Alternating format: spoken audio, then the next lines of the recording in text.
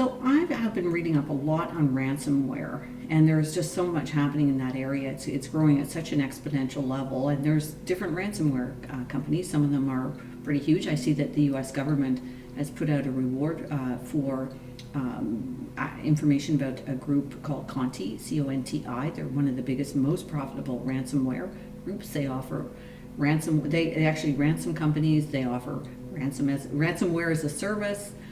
They try to facilitate the payment between the victim and the ransomer, and they share in the profits of some of the ransomers that they stand behind. So it's frighteningly big business in the world of criminal activity. But one of the things I wanted to ask you is whether or not you think that companies should pay the ransom if in fact they've been the victim of ransomware. And this is a really tricky question.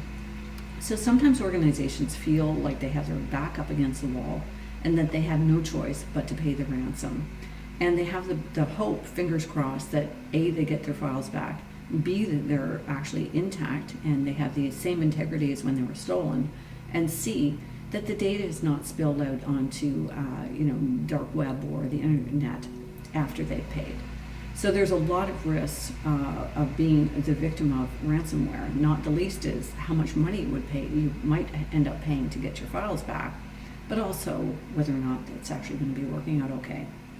Now, once companies experience the bitter pill of being victims of a ransom, they likely invest in more effective backup and recovery strategies and tools for themselves to protect themselves, and also to ensure that they can recover their data from other sources with very few gaps in it.